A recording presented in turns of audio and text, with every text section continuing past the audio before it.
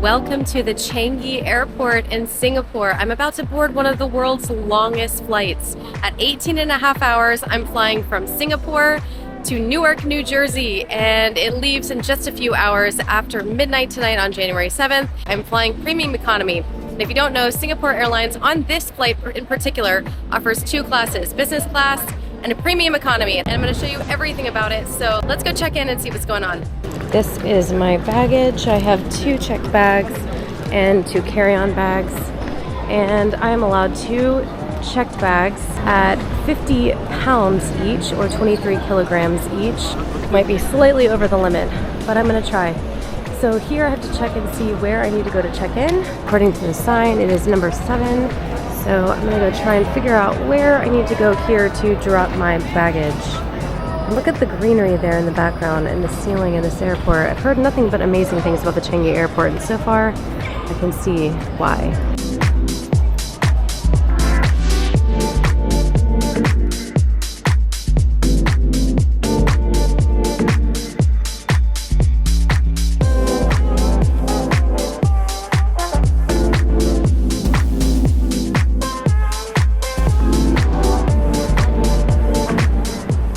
I am officially checked in. My bag was slightly over the weight limit, but she didn't say anything. Checked both my bags. They are good to go. And I am already on my way through. There's nobody in line, so it took like 2 seconds. I actually have lounge access through Priority Pass. So I'm gonna try to get into a lounge because I have like 3 hours before it's boarding time. So let me just show you around this area real quick because the airport is really cool.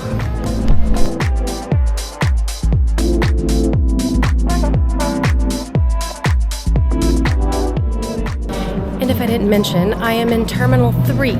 So there are, I think, 4 terminals at Changi Airport, but I am in Terminal 3. They just checked my passport, boarding pass, and then I went through a quick facial recognition system, 0 lines whatsoever. And now I am in the terminal. I have not gone through security, so I assume that happens potentially at the gate. But there's lots of shopping in here. So I'm gonna go find my way to the lounge. If you wanna do any duty-free shopping. Alright, so I did see a sign over here for lounges. So I'm gonna go attempt to go up 1 level and see if I can find a lounge up there.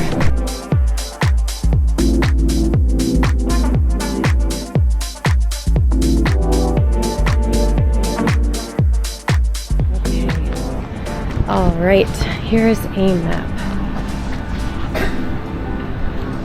So we are on level 3, and I believe this is the lounge I have access to. Sat's Premier Lounge. I've heard it's the best one. So I'm gonna try and find my way there, and it should be right around here somewhere. Okay, this map must be backwards because even though it says right here, I went this way.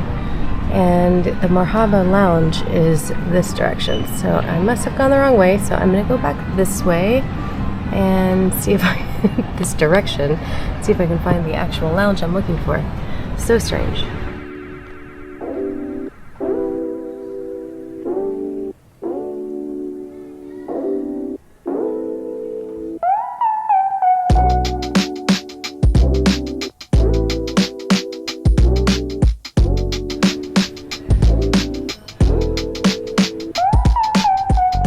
So the lounge is at full capacity. Should have probably expected that. So I'm gonna go see if there are other options potentially, and if not, then I guess I'll just go find somewhere to sit and hang out. I went to the Marhaba Lounge instead, which also takes Priority Pass members, and I was able to walk right in, and there's hardly anybody in here. So either that's a sign that this lounge isn't that great, or not sure, but it's a lounge. I'll take it. It's better than sitting around in the airport. So let's see what it's all about. Coffee, water, chilled wine, drinks, and there's food down there, so really no complaints from me.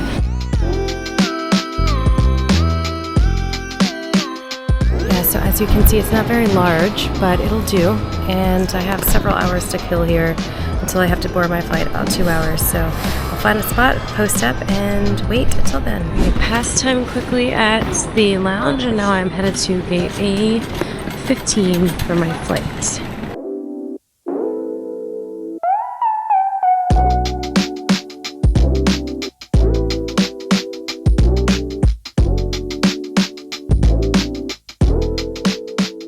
Welcome to Singapore Airlines Airbus A350. I was fortunate enough to reserve the very last solo seat in premium economy. There are only 6 available on the entire plane.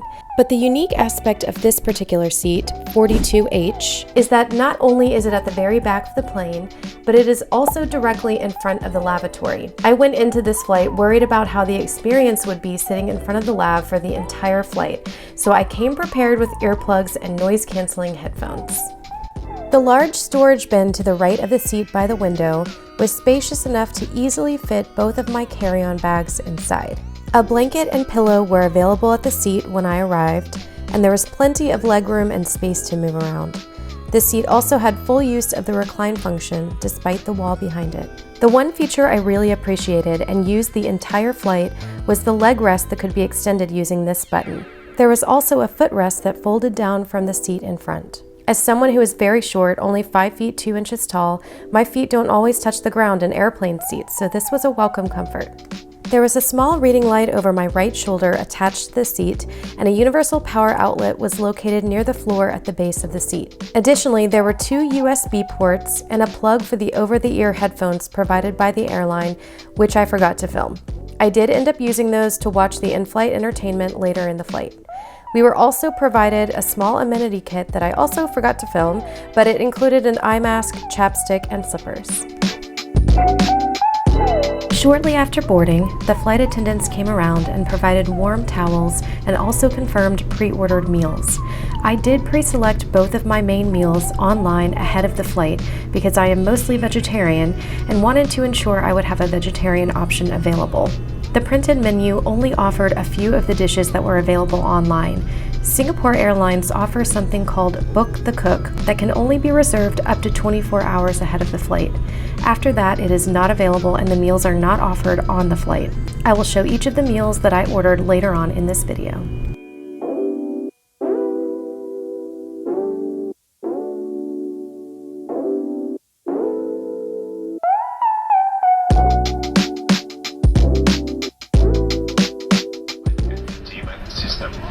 Please ensure your seatbelts are fastened whenever you're seated. We do expect the occasional bouts of turbulence, as such, do ensure your seatbelts are fastened whenever you're seated.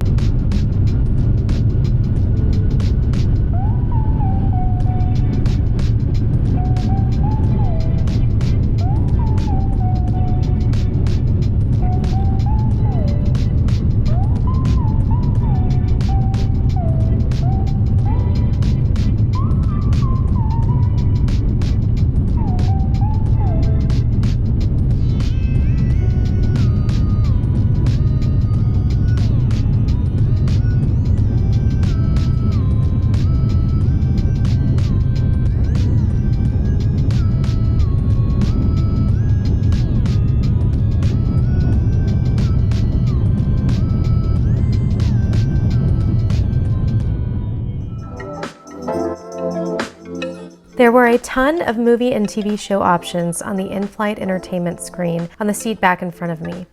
I started 3 different movies throughout the flight: The Little Mermaid, Beetlejuice, and The Lion King, all of which played through to the end, but I fell asleep before any of them were halfway through. That's how comfortable I was in this seat, and this is coming from someone who usually cannot sleep easily on planes or anywhere else for that matter.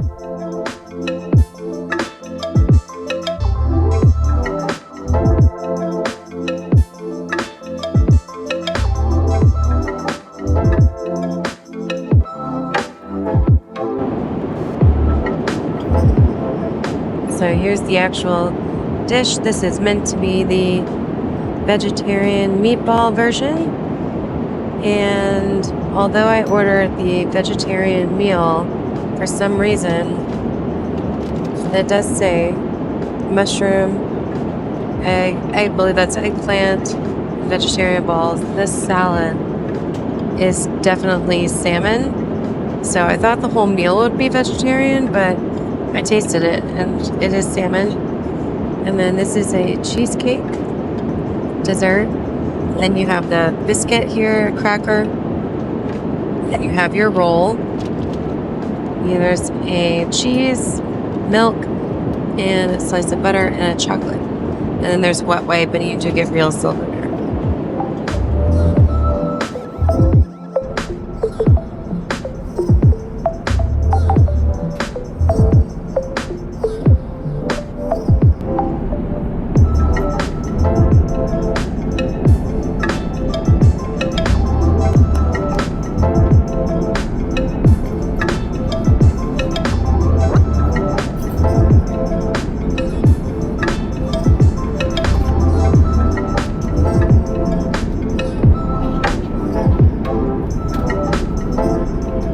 breakfast that I ordered was a vegetarian frittata, but as you can see, it did come with sausages. If you want a fully vegetarian meal, you do have to choose the vegetarian option in the pre-booking and not the book the cook option, because you will get non-vegetarian items with those.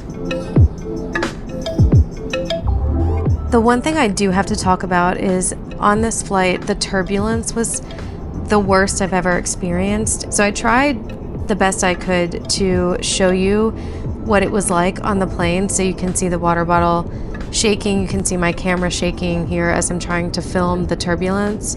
But the whole plane was just shuddering and shaking, and it was intense. And the pilot did come over the loudspeaker several times to say, seatbelt sign is on, stay in your seats. It was very intense, and I'd never felt anything like it, and it went on for a very long time. So that was by far the worst part of the entire flight, was just how aggressive the turbulence was at times. It didn't last the whole flight, obviously, but as you can see, like, the lights are flickering and things are shaking really hard, and nobody seemed fazed by it except I was quite concerned. So but this video does kind of give you a sense of just what it felt like as everything was shaking and the whole plane was shaking, and it was very hard to sleep through these moments. But I do understand this is normal based on the areas and the atmosphere that we were flying through for this flight. Due to turbulence weather, please return to your seat and fasten your seatbelt. Toilets should not be used at this time. We will be suspending all hot drink service until the turbulence is cleared. Thank you.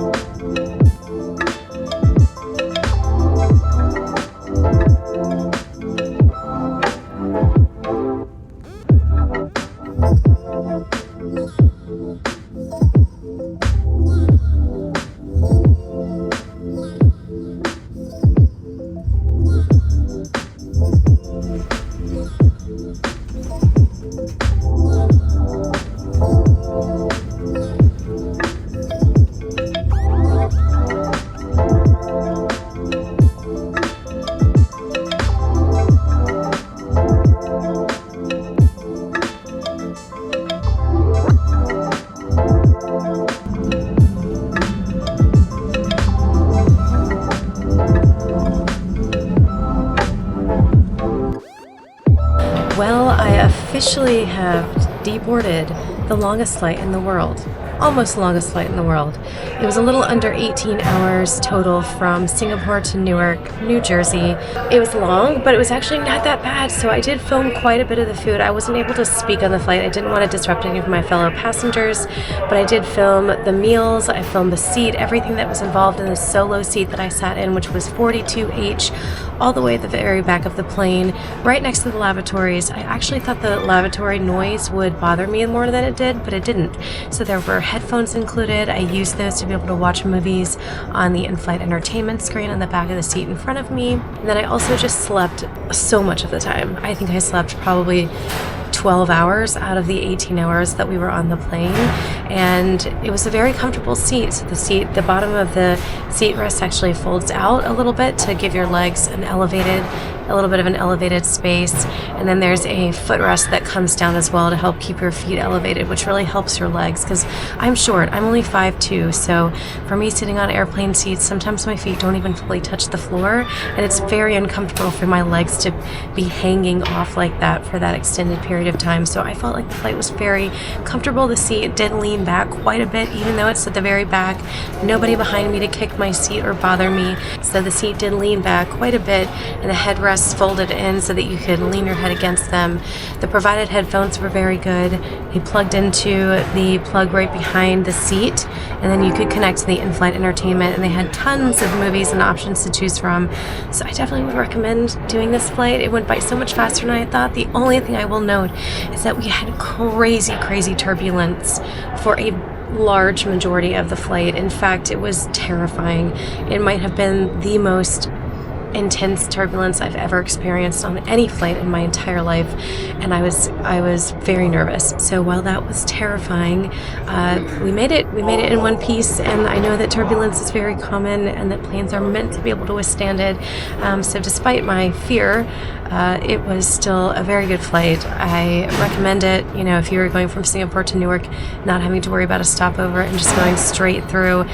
Good experience. Would do it again, and would love to do it in reverse and go back to Singapore. So I've now just arrived into the New York area, where it is 21 degrees Fahrenheit, which is -6 degrees Celsius. I'm not dressed for it, but I've got to go meet my train here in just about 10 minutes to go to Philadelphia, which is where I live. Thank you so much for watching. If you're new to this channel, you probably haven't seen any of my other videos because I don't normally film flights, but I do solo cruising, so if you're interested in watching more of my other vlogging content around solo cruising, go check out some of those videos on my channel. But with that said, I will say goodbye. Thanks so much for watching. See you later.